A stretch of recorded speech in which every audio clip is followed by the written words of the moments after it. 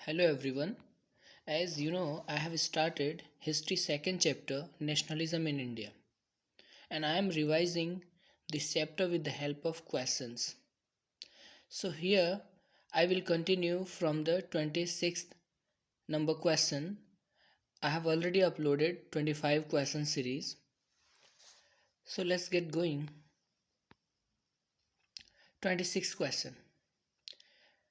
With the growth of nationalism, who created the image of Bharat Mata in 20th century? तो मैंने आपको बताया था कि इमेज ऑफ भारत माता का जो इमेज बनाया था वो किसने बनाया था 20th सेंचुरी में। 20th सेंचुरी बोले तो 1905 में आपको पता है ड्यूरिंग द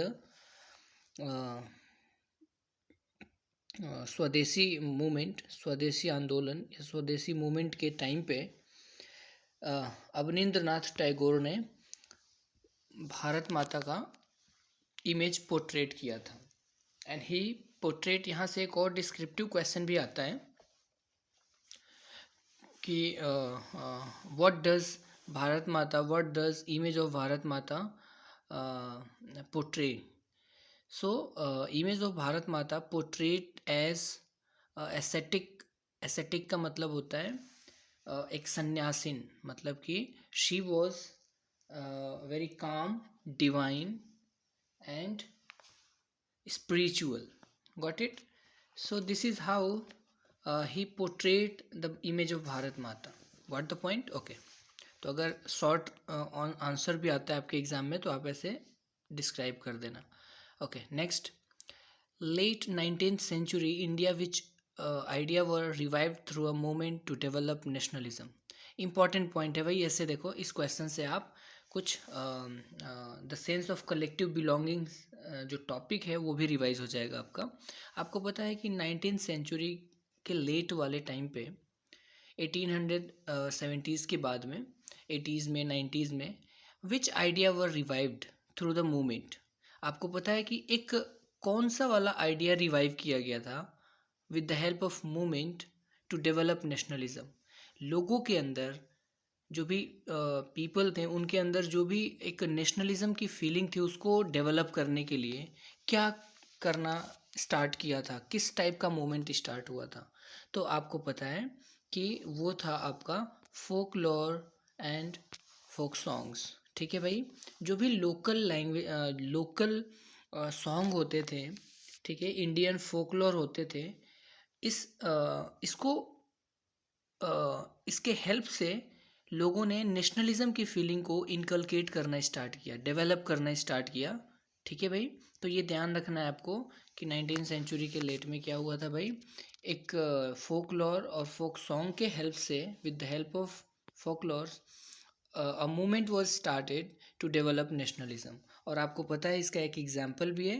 एग्जाम्पल किसका है भाई, कलकत्ता में या बंगाल प्रोविंस में even Rabindranath Tagore he himself began collecting ballads, nursery rhymes and myths।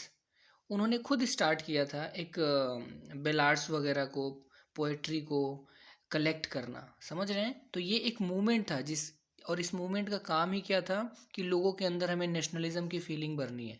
ठीक है भाई, और कैसे ये होगा, हम वहाँ के लोकल कल्चर को डेवलप करेंगे, लोकल कल्चर को रिवाइव करेंगे। एक्चुअली जो अंग्रेज़ों के टाइम पे ब्रिटिश रूल में हमारा जो ट्रेडिशनल कल्चर था वो डिग्रेड हो गया है और वो काफ़ी ज़्यादा क्या हो गया भाई, अंग्रेज़ों के या आउटसाइडर के वजह से हमारा जो ट्रेडिशनल कल्चर है वो बहुत ही ज़्यादा रिड्यूस हो गया है। समझ में आया? तो उन सभी चीज़ों को इन्होंने रिवाइव करना स्टार्ट किया।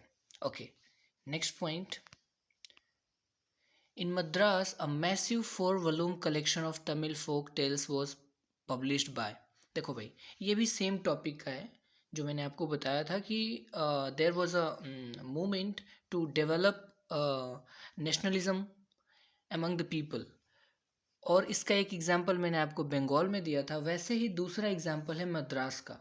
तो मद्रास में वो कौन पर्सनालिटी था जिसने ये स्टार्ट किया था भाई, तमिल फोक टेल्स को पब्लिश करना स्टार्ट किया।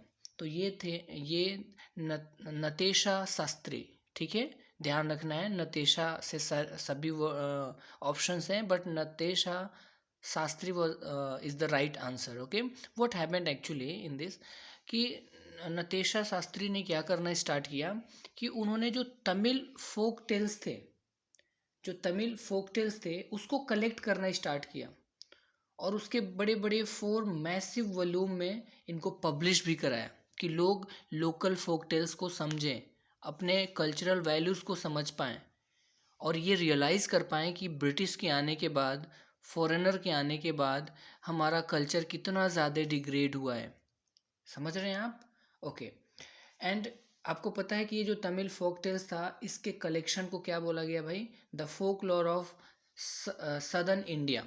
ठीक है, तो आपसे ऑप्शन में ये भी क्वेश्चन आ सकता है कि the folklore of southern India was published by Natesa Sastri. Got it? Okay. A tricolor flag design in Bengal had 8 lotus representing 8 provinces of the British India and a crescent moon representing dash. देखो भाई, ये भी same topic है, heading है sense of collective belongingness. ठीक है भाई, तो यहाँ पे क्या होता है आपको पता है कि ड्यूरिंग द टाइम ऑफ स्वदेशी मूवमेंट एक ट्राई कलर फ्लैग डिज़ाइन किया गया था बंगाल में, स्पेशली बंगाल में. ठीक है भाई, और ये क्या उस फ्लैग में, इसका एग्जाम में भी क्वेश्चन आता है कि describe about tricolour flag design in Bengal. ठीक है, तो ये क्वेश्चन भी आया है आपके एग्जाम में, तो इसको समझ लो, यहाँ से ऑब्जेक्टिव भी क्लियर हो जाएगा, शॉर्ट आंसर भी हो जाएगा. सो आपको तो ये पता होना चाहिए कि during Swadeshi movement in Bengal a tricolour flag was design. तो इसका कलर कैसा था पहले तो ये जान लो. तो उस टाइम पे था red green and yellow, red green and yellow. और क्या था इसका भाई कैरेक्टरिस्टिक, और क्या था इसका स्पेसिफिकेशन? तो it had 8 lotus and 8 lotuses, और this lotuses representing 8 provinces. 8 lotus था वहाँ पे, और 8 lotus means 8 provinces of the British India. ठीक है, 8 प्रोविंसेस को ये रिप्रेजेंट कर रहा था. एंड अ क्रेसेंट मून का मतलब क्या था? वहाँ पे एक क्रेसेंट मून भी था, तो ये रिप्रेजेंट कर रहा था हिंदूज़ एंड मुस्लिम को. समझ में आया? तो इम्पॉर्टेंट पॉइंट है. ये तो था ड्यूरिंग 1905 स्वदेशी मूवमेंट के टाइम पे नेशनल फ्लैग. कलर क्या था भाई? Red, green and yellow. Next, और सेकंड फीचर क्या था भाई? 8 लोटसेस. और क्या फीचर था इसका? Crescent moon. ओके. नेक्स्ट, 1921 में भी एक फ्लैग डिज़ाइन किया गया था जिसका नाम रखा गया Swaraj flag. So who was the designer? या this flag was design by Mahatma Gandhi. 1921 में महात्मा गांधी ने भी एक फ्लैग को डिज़ाइन किया और उसका नाम क्या रखा गया? स्वराज फ्लैग. और इसके क्या स्पेसिफिकेशन है? So it was also having 3 colours, but colour में थोड़ा सा चेंज आएगा. रेड ग्रीन तो था, वाइट आ गया यहाँ पे, red green and white. And it was having a spinning wheel in the centre. चरखा जिसको बोलते हैं, सेंटर में चरखा था. ठीक है, so what was the importance of, what was the significance of this spinning wheel? What it was representing? It means self help. Charkha means, the spinning wheel means self help. ठीक है भाई? Okay. And it was design by Mahatma Gandhi. Next, match the following. Second round table में कौन participate किया था भाई? Second round table में आपको पता है महात्मा गांधी जी गए थे, और इसको फर्स्ट राउंड टेबल में तो कोई नहीं गया था. फर्स्ट राउंड टेबल कब हुआ था? 1930 में. सेकेंड कब हुआ था? 1931 में. और थर्ड कब हुआ था? 1932 में. तो फर्स्ट वाले में तो कोई नहीं गया, सबने बाइकआउट कर दिया था. लेकिन सेकेंड राउंड टेबल कॉन्फ्रेंस में गांधी जी को, इवन कांग्रेस को परसुएट करने के लिए गांधी इरविन पैक्ट भी हुआ था 1931 में. मार्च 1931 में गांधी इरविन पैक्ट हुआ था, just to persuade Gandhi ji to attend the round table conference. Okay, so ये तो हो गया सेकेंड राउंड टेबल में Mahatma Gandhi. Next, Hindustan socialist republic association, मैंने बताया था आपको, HSRA, और इसके फाउंडिंग मेंबर कौन थे भाई? और इसका फॉर्मेशन कहाँ पे हुआ था? तो दिल्ली में हुआ था, फिरोज शाह कोटला ग्राउंड में, ठीक है। ओके, और इसके फाउंडिंग मेंबर कौन थे? चंद्रशेखर आज़ाद, भगत सिंह एंड गुरुदेव, ठीक है। तो आइए देखते हैं इसका ऑप्शन है, of course there is option, तो चंद्रशेखर वाला ऑप्शन ये हो जाएगा। अब ये देखो, स्वदेशी मूवमेंट के टाइम पे मैंने आपको बताया था कि एक फ्लैग डिज़ाइन करा गया था, ट्राई कलर फ्लैग डिज़ाइन किया गया था, और ये कब करा गया था भाई? तो ये स्वदेशी मूवमेंट के टाइम में, ठीक है। तो 3 आपने मैच कर लिया, और अगर 4th आपको नहीं भी आता है तो with the help of 3 you will be able to answer. Okay, let's go. Okay, तो आप समझ लो ये वाला कौन सा होगा। All India trade union congress के लीडर कौन थे? NM जोशी थे। ओके, नेक्स्ट मैच कर लेना आप लोग। Arrange the following in a correct sequence लगाना है आपको, कब क्या हुआ था भाई। ओके, तो सबसे पहले आप ये समझो कि फॉर्मेशन ऑफ मुस्लिम लीग ये कब हुआ था भाई? 1906 में, ठीक है। ओके, फर्स्ट वर्ल्ड वॉर कब हुआ था? 1914 से स्टार्ट हुआ था, 18 तक चला था, तो 14 वाले को कंसीडर करेंगे। The first meeting of Indian national Congress, आपको पता है कांग्रेस का फॉर्मेशन कब हुआ था? अगर आपको हिस्ट्री में नहीं पता तो सिविक्स में पॉलिटिकल पार्टी में आपने पढ़ा होगा कि कांग्रेस 1885 में इसका फॉर्मेशन हुआ था 1885 में, और पहली मीटिंग इसकी कहाँ पे हुई थी? बॉम्बे में हुई थी, ठीक है। तो 1885 हो गया। War price was increased in double, आपको पता है कि फर्स्ट वर्ल्ड वॉर में फर्स्ट वर्ल्ड वॉर का मेन इम्प्लीकेशन इंडिया पे आपको पता ही होना चाहिए क्या था। तो इसका इम्प्लीकेशन ये था कि इंडिया में जो भी प्राइजेस थे, गुड्स के प्राइजेस थे, वो डबल हो गए थे, इंक्रीज हो गए थे, ठीक है। तो ये हो जाएगा आपका 1918 के टाइम पे। Okay, 1718। Okay, now you can match. सबसे पहले कौन आया भाई? ये थर्ड ऑप्शन आएगा, क्योंकि कांग्रेस का फॉर्मेशन 1885 में हुआ था। तो जहाँ पे भी ऑप्शन आपको थर्ड दिख जाए आप इसको कर सकते हो, ठीक है। ओके, तो डी ऑप्शन हो जाएगा। नेक्स्ट, फिर इसके बाद फर्स्ट हो जाएगा 1906, फिर हो जाएगा आपका सेकेंड वाला, फर्स्ट वर्ल्ड वॉर 14 में हुआ था, ठीक है। ओके, नेक्स्ट करेक्ट सीक्वेंस आपको फिर से लगाना है। रोलेट एक्ट कब पास हुआ था भाई? तो आपको पता है मार्च 1919 में हुआ था, ठीक है भाई, Rowlatt act. And partition of Bengal officially came into existence, Bengal का पार्टीशन भी कब हुआ था? 1905। 1905 में बंगाल 2 पार्ट में डिवाइड हो गया था, ठीक है भाई। ओके, नेक्स्ट सत्याग्रह मूवमेंट इन अहमदाबाद, सत्याग्रह मूवमेंट कब स्टार्ट हुआ था? आपको पता होना चाहिए 1918 में, 1918 में अहमदाबाद मिल स्ट्राइक हुआ था। Okay, next satyagraha movement in Kheda district, ये कब हुआ था?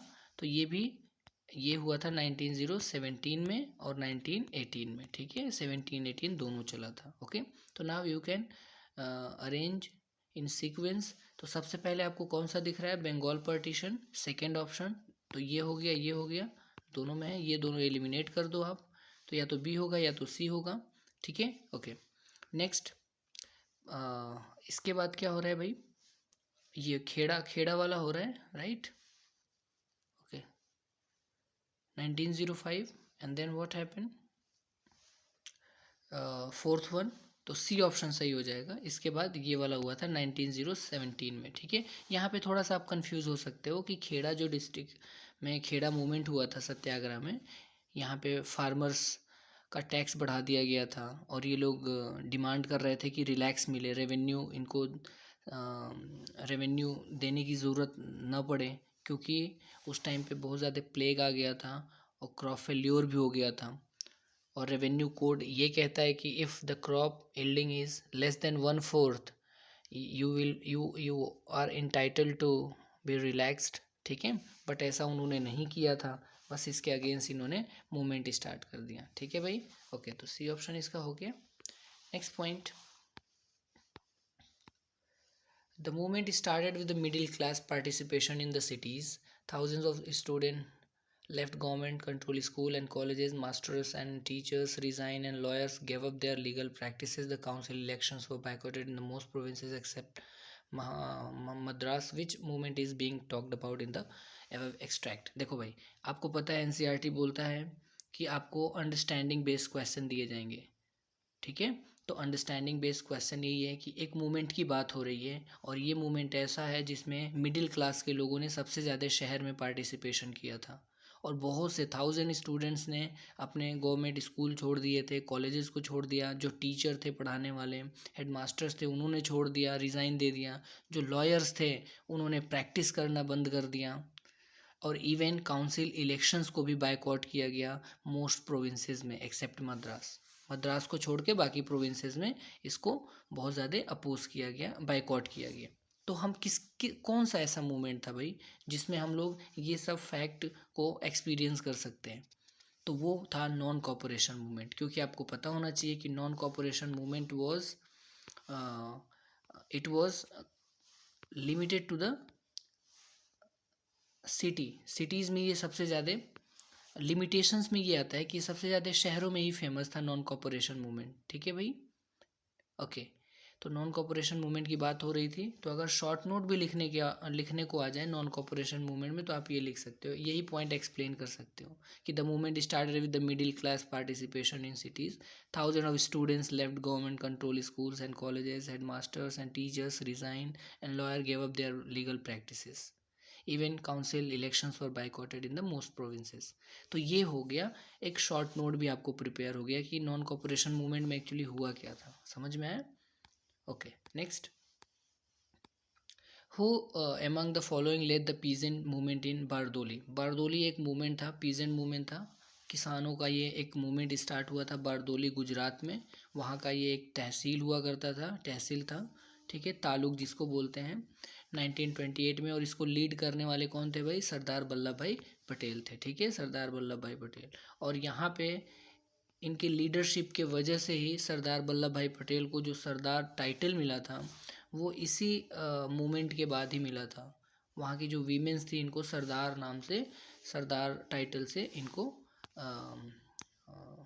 कॉल किया था। ठीक है भाई, okay. Identify the correct option that describe the act given below. कोई एक एक्ट की बात हो रही है, वो कौन सा एक्ट है आपको बताना है, और वो एक्ट का कुछ स्पेसिफिकेशन, कुछ डिस्क्रिप्शन दे रखा है कि that act was passed by the imperial legislative council. पता नहीं भाई, बहुत सारे एक्ट पास हुए थे, कोई क्लू नहीं मिल रहा है। Next, it gave power to government to repress political activities. अच्छा, ये एक्ट ऐसा था जो गवर्नमेंट को एम्पावर करता था जो भी पॉलिटिकल एक्टिविटीज़ हैं उसको रिप्रेस करने के लिए, सप्रेस करने के लिए। थोड़ा थोड़ा आइडिया आ रहा है, ठीक है भाई, ओके, अभी क्लियर हो जाएगा। It empowered the government to detain political prisoners without trial. अब ये एक तो सिर्फ एक ही था भाई जो वहाँ ब्रिटिश गवर्नमेंट को एम्पावर करता था, वो एक ऐसा पावर देता था कि किसी भी पॉलिटिकल प्रिजनर्स को सिर्फ शक के बेस पे, शक के ग्राउंड पे आप क्या कर सकते हो, सस्पिशन के ग्राउंड पे आप किसी भी पॉलिटिकल प्रिजनर को 2 साल के लिए जेल में डाल सकते हो, वो भी विदाउट ट्रायल। ठीक है, तो ये कौन सा एक्ट था? रोलेट एक्ट था। समझ में आया? तो रोलेट एक्ट तो था जिसमें पॉलिटिकल प्रिजनर्स को आप बिना ट्रायल के, बिना कन्विक्शन के, विदाउट कन्विक्शन के भी आप क्या कर सकते हो, 2 साल के लिए जेल में रख सकते हो। और इसको ही तो बोले थे, नो वकील, नो दलील, no appeal, means no advocacy, no दलील मीन्स क्या बोलते हैं, trial, okay, and without warrant. ठीक है भाई, ओके, नेक्स्ट। तो रॉलेट एक्ट इसका ऑप्शन हो जाएगा।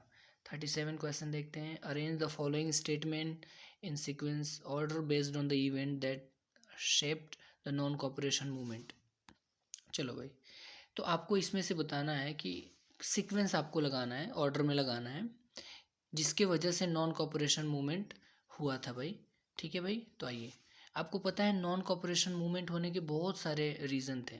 और देखो, अगर आपके एग्ज़ाम में क्वेश्चन आ जाए कि नॉन कॉपरेशन मूवमेंट के मेन रीज़न क्या थे, तो आप ये 4 पॉइंट्स लिख दोगे तो आपके मार्क्स भी मिल जाएंगे। तो ये ऑब्जेक्टिव क्वेश्चन आपको सिर्फ ऑब्जेक्टिव ही नहीं बताता है, you are also learning at the same time how to answer even short, very short and sometimes long answer, how to answer। ठीक है, तो अंडरस्टैंड।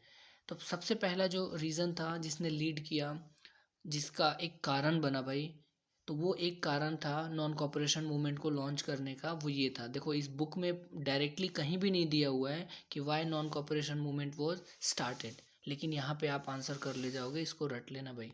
तो जनरल डायर आपको पता है, he order open fire at the large crowd. Amritsar में जो Jallianwala Bagh massacre हुआ था, इसके वजह से भी ये एक वजह था, ठीक है, नॉन कॉपरेशन मूवमेंट लॉन्च करने का। बिल्कुल सही बात है। फोर्स रिक्रूटमेंट, आपको पता है कि when first world war was going on, तो उस टाइम पे ज़बरदस्ती रिक्रूटमेंट चल रहा था, ठीक है भाई, फोर्स आर्मी के लिए, ठीक है, सेना में भर्ती चल रही थी उस टाइम पे ब्रिटिश गवर्नमेंट के द्वारा, ठीक है। और इससे हुआ क्या, इससे ये हुआ कि कुछ इकोनॉमिक डिफ़िकल्टीज भी फेस करने को मिला लोगों को यहाँ पे, ठीक है भाई। तो ये सही बात है, ज़बरदस्ती फोर्स, क्योंकि अंग्रेज़ों को क्या चाहिए था, ब्रिटिशर्स को चाहिए था फोर्स, और फोर्स इंडिया से वो लोग ज़बरदस्ती भर भर के ले जा रहे थे, ठीक है, फोर्स रिक्रूटमेंट कर रहे थे ज़बरदस्ती, ठीक है। तो ये भी सही बात है भाई, लोग इससे नाराज़ हो गए। क्यों नाराज़ हो गए? क्योंकि आपको पता है कि ज़्यादातर फार्मर्स के घर से फार्म रिक्रूटमेंट हो रहे थे, सोल्जर सप्लाई वहीं से हो रहा था, क्योंकि फार्मर फैमिली से जो होते हैं यंगस्टर, वही सबसे ज़्यादा फोर्स में लिए जा रहे थे, ठीक है। एनीवे, तो this was also one cause. The defeat of Ottoman empire of Turkey, आपको पता है Ottoman empire first world war में हार गया था, जो जर्मनी के साथ था। और इसके वजह से क्या हुआ कि खिलाफत मूवमेंट इंडिया में स्टार्ट हुआ, क्योंकि वहाँ पे जो वहाँ के कैलिफेट थे, जो स्पिरिचुअल एंड पॉलिटिकल हेड थे टर्की के, वो उनके हारने के बाद उनके ऊपर इम्पोज होने वाला था एक बहुत ही डिफ़िकल्ट, एक हार्श ट्रीटी, बहुत, ठीक है। तो उनका इंसल्ट होने वाला था, ऑटोमन एम्पायर डिवाइड होने वाला था। तो उनका इंसल्ट मतलब कि इंडियन पीपल जो थे, स्पेशली इंडियन यंगस्टर थे, अली ब्रदर्स, शौकत अली, ठीक है। तो ये लोग इंडिया में उनके अगेंस्ट, ब्रिटिशर्स के अगेंस्ट क्या करना स्टार्ट किया, एक मूवमेंट स्टार्ट कर दिया। तो ऑफकोर्स खिलाफत मूवमेंट भी एक कारण था नॉन कॉपरेशन मूवमेंट को लॉन्च करने का। And the fourth one is Gandhi ji launch a nationwide satyagraha against the Rowlatt act. और आपको पता है कि फर्स्ट वर्ल्ड वॉर के बाद ही इन्होंने एक और भी एक्ट पास कर दिया, जो कि जले पे नमक की तरह था, ठीक है भाई, it added salt to the wound, ठीक है। तो बस ये 4 वजहें थे, मेन कारण थे, जिसके वजह से गांधी जी ने क्या किया था, नॉन कॉपरेशन मूवमेंट किया था। तो ये तो रीज़न हो गए, बट आपको आंसर क्या करना है, क्रोनोलॉजिकल ऑर्डर में लगाना है, सीक्वेंस में। सबसे पहले कौन सा हुआ था?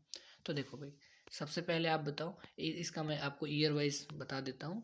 ये 1919 में हुआ था, ठीक है, जलियांवाला बाग इंसिडेंट, ठीक है, अमृतसर, अप्रैल 1919 में। ये कब हुआ था? 1918 के टाइम पे चल रहा था। 1914 टू 1918 तक फोर्स रिक्रूटमेंट हुआ था, बिल्कुल सही।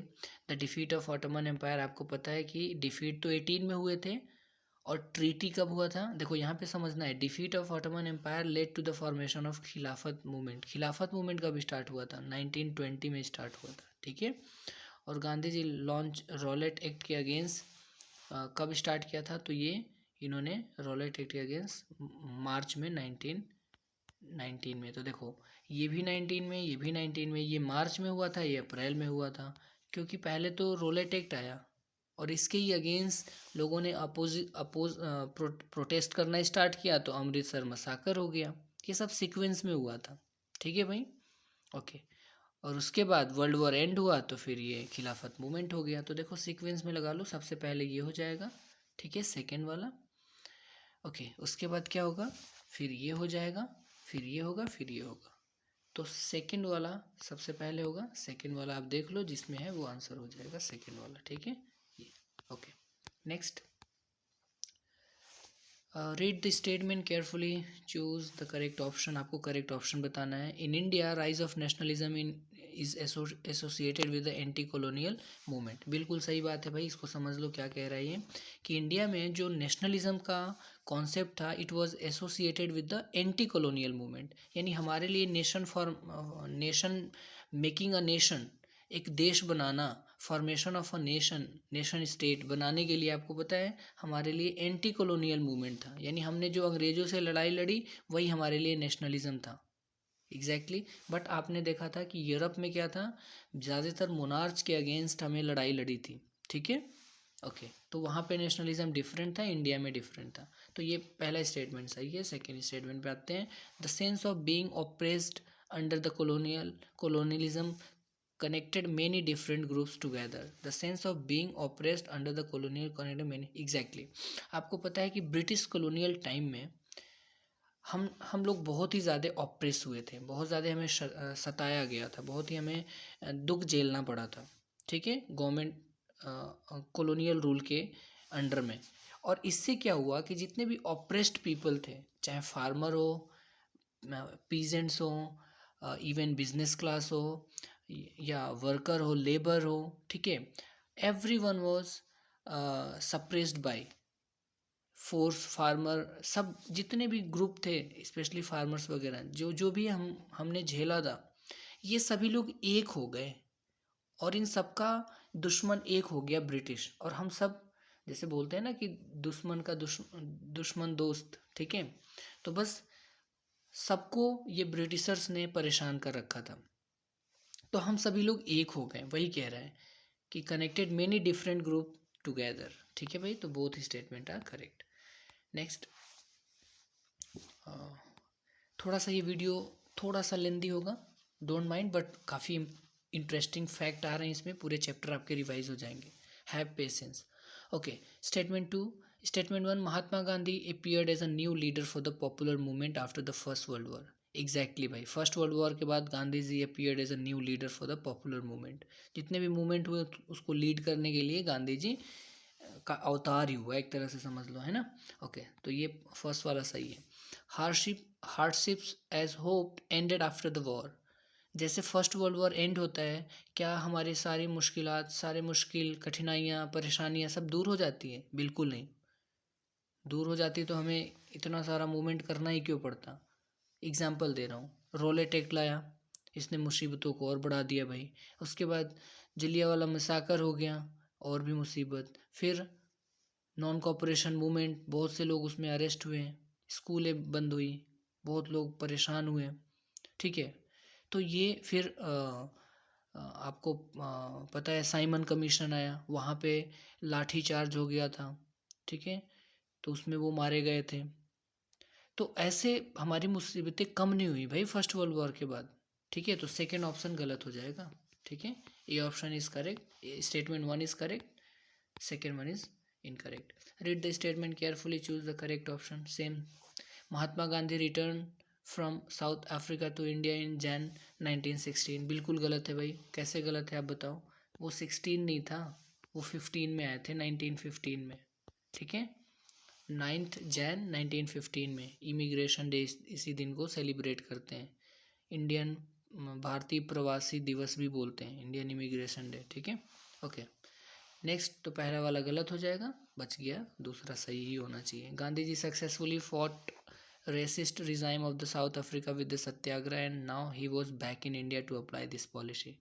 बिल्कुल सही बात है, गांधी जी ने वहाँ पे अफ्रीका में रहते हुए वहाँ का जो भी डिस्क्रिमिनेटरी लॉज था उसके खिलाफ, जो रेसिस्ट रिजाइम था उसके अगेंस्ट, वाइट के अगेंस्ट इन्होंने लड़ाइयाँ लड़ी भाई, विद द हेल्प ऑफ सत्याग्रह, ठीक है। अब वो इंडिया वापस आ गए।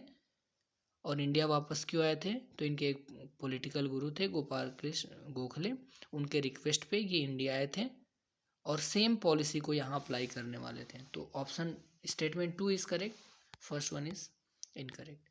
Read the statement carefully, same type का क्वेश्चन है। स्टेटमेंट 1 रीड करते हैं भाई। Peasants of Kheda were adversely affected by the crop failure plague. बिल्कुल सही बात है। जो खेड़ा गुजरात में है, ठीक है भाई। और वहाँ पे जो फार्मर्स थे वो बहुत ज़्यादा परेशान हो गए थे। क्यों परेशान थे भाई? Because they were affected bye crop failure. 1917 के टाइम पे, 18 के टाइम पे वहाँ पे क्रॉप फेल्योर हो गया था और प्लेग भी आ गया था, ठीक है। इसके वजह से उनके फसल बर्बाद हो गए, फसल हुआ ही नहीं, उनके क्रॉप 1/4 से भी कम ग्रो हुआ, ठीक है। तो क्रॉप फेल्योर भी हो गया था। पहला सही है। Kheda peasants could not pay the revenue in 1917 and wanted relaxation in payment. Absolutely right. क्योंकि भाई ये पीजेंट को क्या चाहिए, जब फसल बर्बाद हो जाए तो टैक्स कहाँ से पे करेंगे, वो रेवेन्यू कैसे पे करेंगे? तो बस वो क्या चाहते थे, वो रिलैक्सेशन चाहते थे पेमेंट में, कि हमें छूट मिल जाए। और अंग्रेज़ों ने भी कानून बना रखा था जिसको रेवेन्यू कोड बोलते हैं, कि if the crops are if crops are failure, if yielding is less than 1/4, अगर प्रोडक्शन 1/4 का होता है तो आपको टैक्स देने की ज़रूरत नहीं मिलेगी, ज़रूरत नहीं पड़ेगी। बट यहाँ का जो भी कलेक्टर था वो इस कानून को एक्सेप्ट नहीं किया, उसको फॉलो नहीं किया। तो बस लोगों ने वहाँ पे क्या करना स्टार्ट किया, एक मूवमेंट जिसको खेड़ा मूवमेंट बोलते हैं। बाद में गांधी जी भी इसको ज्वाइन कर लेते हैं 1918 में। देखो भाई एनसीईआरटी में 1917 दे रखा है, वो सही दे रखा है, ठीक है। क्योंकि 1917 में वहाँ पे एक मोहनलाल थे, ठीक है, मोहनलाल पांड्या, उन्होंने स्टार्ट किया था 1917 में, नवंबर 1917 में। 9 फेब में गांधी जी पहुँचते हैं 18 में, फेब टू मार्च 1918 में गांधी जी इसको ज्वाइन करते हैं। समझ में है? ओके, तो इसका आंसर क्या हो जाएगा? Both option are correct. अब ये एजर्शन रीजन वाले क्वेश्चन से भाई इसको फटाफट देखते हैं। ओके, तो Dyer entered the area, block the exit point and open the fire on the crowd killing hundreds. बिल्कुल सही बात है भाई। जनरल डायर ने क्या किया था, ओनली एग्जिट पॉइंट था उस पर उसने ब्लॉक कर दिया और फायर का ऑर्डर दे दिया था, बहुत से लोग मारे गए थे, ठीक है। More than 300 people as per the official data है ये। 300 से ज़्यादा लोग मारे गए थे, 1100 प्लस पीपल वुंडेड हुए थे, ठीक है। ओके, तो इसका मेन कारण क्या था, इसने ऐसा क्यों किया था भाई? तो उसका ऑब्जेक्ट क्या था, was to produce a moral effect. वो एक नैतिक प्रभाव डालना चाहता था, to create in the mind of satyagrahis.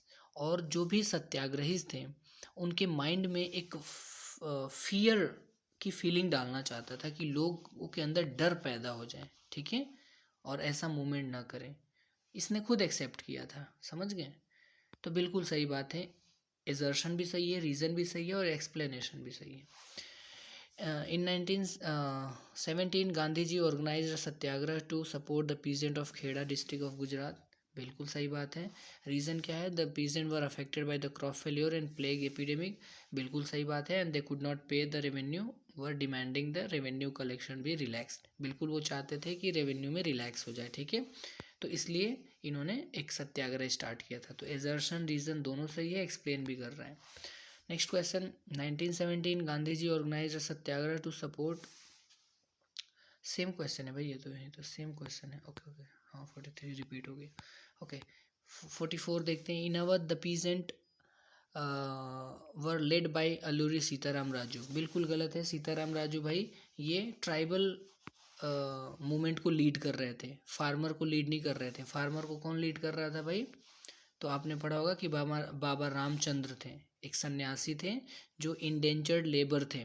Fiji में वो वहाँ पे एक बॉन्डेड लेबर की तरह काम कर चुके थे। वो इंडिया में आके जो भी यहाँ के तालुकदार लैंडलॉर्ड थे उनके अगेंस्ट एक मूवमेंट स्टार्ट किया। तो ये ध्यान रखना, एजर्शन रॉन्ग है, इनकरेक्ट है। और रीज़न देखते हैं, the movement here were against the Talukdar and landlord. बिल्कुल, अवध में जो मूवमेंट हुआ था ये लैंडलॉर्ड और तालुकदार के अगेंस्ट था। क्यों था भाई इनके अगेंस्ट? क्योंकि ये लोग बहुत ही ज़्यादा एग्जॉर्बिटेंटली हाई रेंट ले रहे थे, मनमानी तरीके से रेंट ले रहे थे, बहुत ही ज़्यादा अनबियरेबल था वो, असहनीय, ठीक है। तो ज़्यादातर ये लैंड टैक्स लेते थे, हाई रेंट लेते थे अपनी ज़मीन के लिए लैंडलॉर्ड, और इससे लोग परेशान थे, ठीक है। Okay, next, rich peasant became enthusiastic supporter of the civil disobedient movement, organizing their communities, transforcing reluctant member। ठीक है, बैकवर्ड। इसका मतलब समझ लो आप लोग भाई कि जो रिच फार्मर थे वो सबसे ज़्यादा गांधी जी को सपोर्ट किया था सिविल डिसोबीडियंट मूवमेंट में, ठीक है। और वो चाहते क्या थे एक्चुअली? वो चाहते थे कि रेवेन्यू रेट में थोड़ा सा इनका जो रेवेन्यू टैक्स है वो कम हो जाए।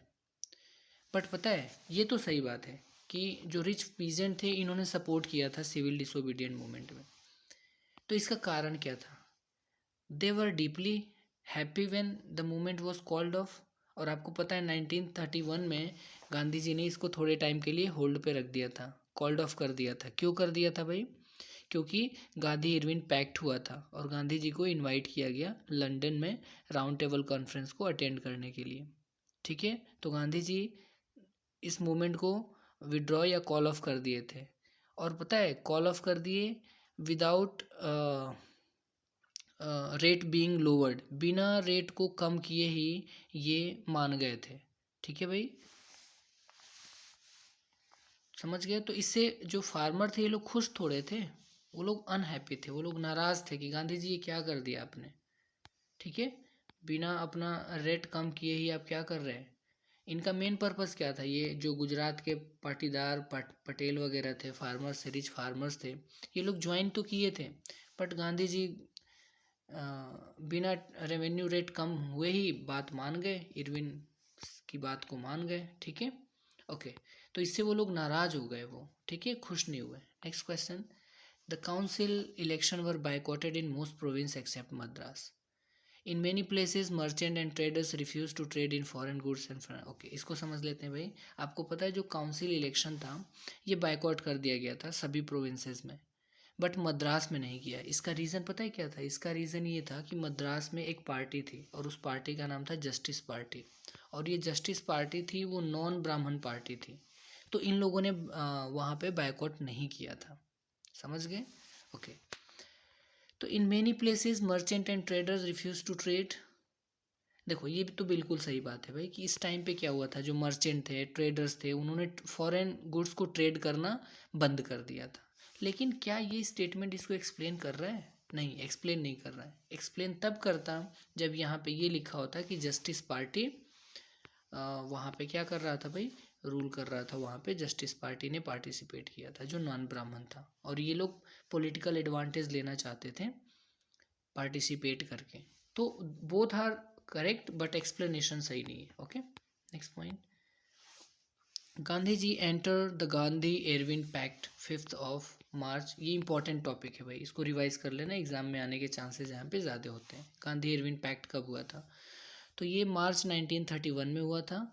और तो ये तो सही हो गया। सेकेंड ऑप्शन पढ़ते हैं, गफ्फार खान, जवाहरलाल नेहरू व both put in jail, Congress was declared illegal and series of measures had been impose to prevent meeting, demonstration and backouts. देखो भाई बिल्कुल सही बात है। ये तो हुआ क्या था कि गांधी इरविन पैक्ट तो हुआ था इतने में, लेकिन गांधी जी मान गए थे इसमें। मेन इस पैक्ट का मतलब क्या था, इस पैक्ट का मतलब यही था कि गांधी जी को परसुएट करा, उनसे कंसेंट लेना था कि गांधी जी आप मान जाइए, चलिए राउंड टेबल कॉन्फ्रेंस में आप पार्टिसिपेट करिए। तो इनको मनाने के लिए गांधी जी को गांधी इरविन पैक्ट हुआ था। ठीक है, और गांधी जी ने यहाँ पे 11 डिमांड्स भी रखे थे, उसमें से कुछ वो लोग मान गए, इरविन मान गए। ठीक है, और कुछ बातें गांधी जी भी मान गए। ठीक है, तो ये था गांधी इरविन पैक्ट। तो ये तो सही हो गया। लेकिन क्या Gaffar Khan, Pandit Jawaharlal Nehru both were put in the jail? सही बात है, ये भी सही है कि वहाँ से जब वापस आए सेकेंड राउंड टेबल कॉन्फ्रेंस करने के बाद, जब इनकी बात नहीं बनी, जो डिमांड थी वो फुलफिल नहीं किया ब्रिटिशर्स ने, तो वापस आने के बाद इन्होंने रीस्टार्ट किया अपना सिविल डिसोबीडियंट मूवमेंट। और जैसे ही रीस्टार्ट किया, बस कांग्रेस को इलीगल, जो कांग्रेस ऑर्गेनाइजेशन थी, जो पार्टी थी, उसको इलीगल डिक्लेयर कर दिया, और जितने भी लीडर्स थे सबको इन्होंने जेल में भरना स्टार्ट किया। समझ गए, तो ये दोनों सही है। ठीक है भाई, बट एक्सप्लेन नहीं कर रहा है। ठीक है, ओके नेक्स्ट, ये क्वेश्चन देखिए। हाँ, we have discuss, okay. When Simon Commission arrived in India, it was greeted with a slogan, "Go back, Simon." आपको पता है जब भी साइमन कमीशन इंडिया पहुंचता है बॉम्बे में, तो इंडिया में आते ही लोगों ने उसको गो बैक का स्लोगन, नारा देना स्टार्ट किया कि यहाँ से भाग जाओ, वापस जाओ। इसका रीज़न क्या था? This happened as a Mahatma Gandhi was on Dandi march during that time. क्या ऐसा इसलिए किया गया क्योंकि गांधी जी उस टाइम पे दांडी मार्च कर रहे थे? जी बिल्कुल नहीं, ये गलत है। ठीक है, एक्सप्लेन नहीं कर रहा है, और ये भी गलत है बिल्कुल। ये रीज़न ही गलत है क्योंकि ये तो आया था 1928 में। ठीक है, और गांधी जी दांडी मार्च करते हैं 1931 में स्टार्ट करते हैं, तो बिल्कुल इसका कोई ये गलत हो जाएगा, सिर्फ एजर्शन सही है। ठीक है, next question, last question, Bankim Chandra Chattopadhyay wrote Vande Mataram. बिल्कुल इन्होंने लिखा था भाई, नो डाउट, तो ये सही हो गया। यहाँ पे है रीजन में कि Rabindranath Tagore painted his famous image of Bharat माता। जी बिल्कुल नहीं, वो रविन्द्रनाथ जी ने नहीं बनाया था, वो अवनिंद्रनाथ ने थे। ठीक है, तो केयरफुल होकर पढ़ना है, अवनिंद्रनाथ। ठीक है, अवनिंद्रनाथ टैगोर ने क्या किया था, भारत माता का इमेज बनाया था। ठीक है, और इसमें इन्होंने भारत माता को कैसे पोर्ट्रेट किया था, एस्थेटिक फिगर, सन्यासी के रूप में, जो कैसी थी, काम थी, कंपोज थी, डिवाइन थी। So thank you, keep watching.